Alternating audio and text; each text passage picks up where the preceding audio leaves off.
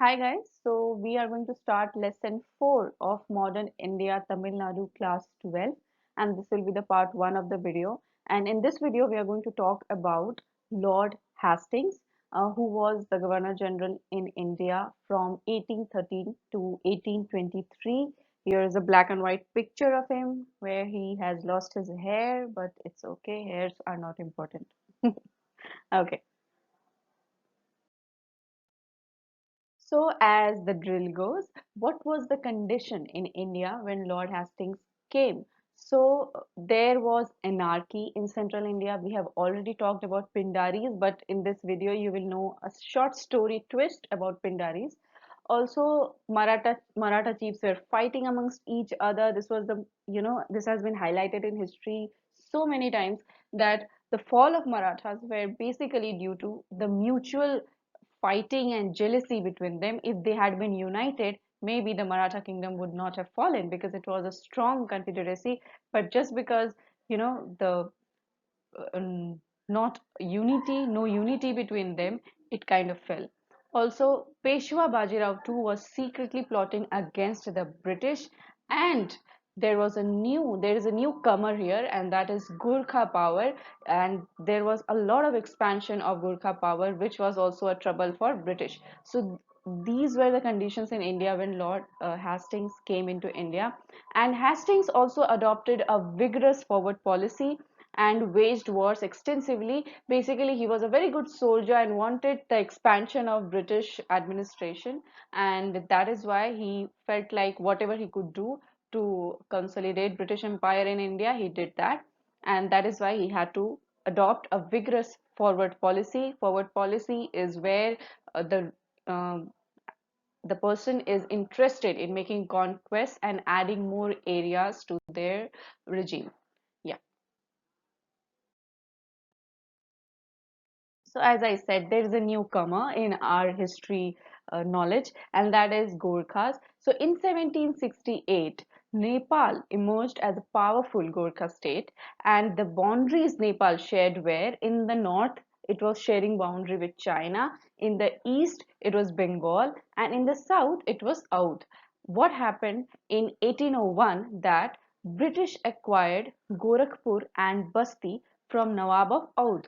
Now you can see in the south of Nepal lied Oudh. So what happened now? The British territories boundaries touched the boundaries of Nepal, and then started the disputes between British and Nepal. And as I assume, it is not written particularly in the book, but as I assume that British would have started interfering in Nepal's administration, and Gurkhas did not like it. So in May 1814, Gurkhas attacked the British police post and killed 18 policemen and their officer. And this is how the war against the Gurkhas started, because obviously Gurkhas ने attack किया था तो British तो चुपचाप बैठेंगे नहीं. So after, like, the May 1814 was the start of Gurkhas war, and but later they were like defeated by British, and Amar Singh Thapa, who was the general of Nepal army, he was forced to surrender.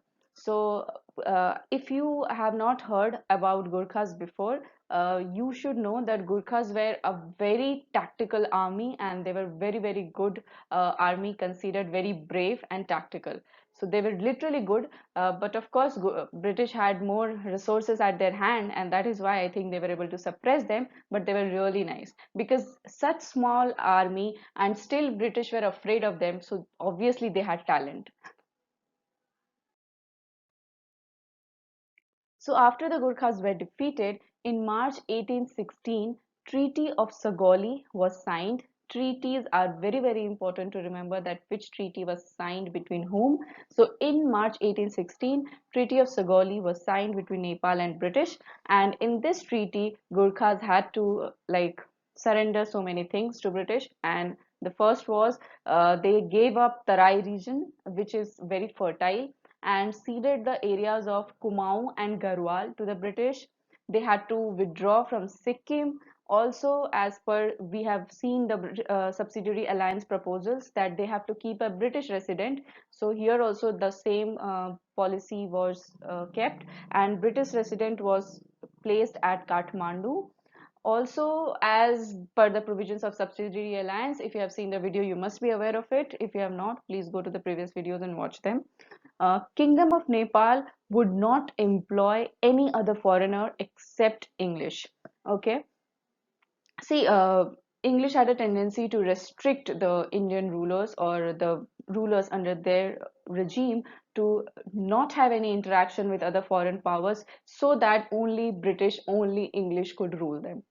Also, British obtained Shimla, Mussoorie, Nainital, Ranikhet, all of this, and now they were like, in developing these places. These all were beautiful hill stations, and this was used by British to develop these hilly places, make resorts there, and earn money, of course. And due to this amazing victory, Hastings was honored with English peerage and he became Marquis of Hastings. If you remember, Wellesley was also called Marquis of Wellesley. So this was an honor which was provided by a British government.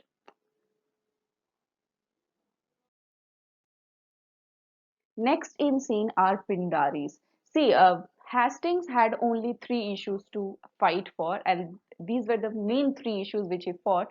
First was Gurkhas, second was Pindaris, and third were Marathas, of course. So Pindaris, as we have already watched in one video, they were the result of the army which was unemployed. But here, what we see, like how I have seen here, that it was like इनका origin कुछ खास तरीके से पता नहीं है कि कहाँ से actually start होती है. दे जो origin है वो बहुत unclear है. But the first reference of Pindaris was there in Mughal invasion of Maharashtra.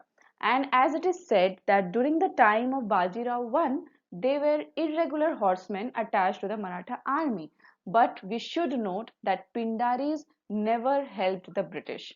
Now, this is something we can be proud of, that Pindaris, even if they plundered people, even if they earned money through plundering, through robbing and all that, they never helped the British. Also, they were mostly active in areas of Rajputana and the central provinces. Okay, Rajputana and the central provinces. Also, there was not any particular religion associated with them. The officials were both from Hindus and Muslims, and some chiefs which have been mentioned, like one of the chiefs of Pindaris were some of the chiefs like Wasil Muhammad, Chitu, and Karim Khan. These were the popular chiefs of Pindaris. And if we just look into the timeline that how Pindaris became trouble for Hastings, we can see that in 1812, like Pindaris plundered Mirzapur and Shahabad.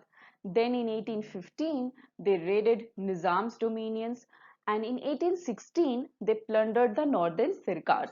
Now, that is why they became trouble for Hastings, because he felt that, okay, I need to curb these people because they are creating a lot of problem. So 1812, 1815, 1816, the plundering of Pindaris were actually the main reason that they became trouble for Hastings.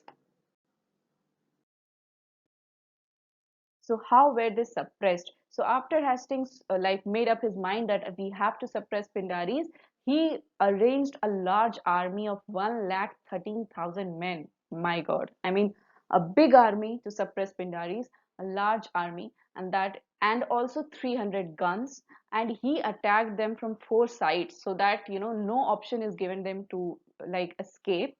From north, Hastings himself was marching, and from south, Sir Thomas Hislop was there commanding the army. And in 1818, Pindaris were completely suppressed. After that, as we have talked about some of the chiefs, what happened to them was that Karim Khan, he was given a small estate in the Gorakhpur district of United Provinces, UP, and Wasil Muhammad, he actually had gone to Sindhya to take refuge, but Sindhya ne dhoka de diya. He handed him over to the British. And Chitu escaped to the forest where a tiger killed him. So this is what happened to the chiefs of Pindaris, Karim Khan, Wasil Muhammad and Chitu. And by 1824, the menace of the Pindaris came to an end. So this is the timeline of Pindaris and their suppression.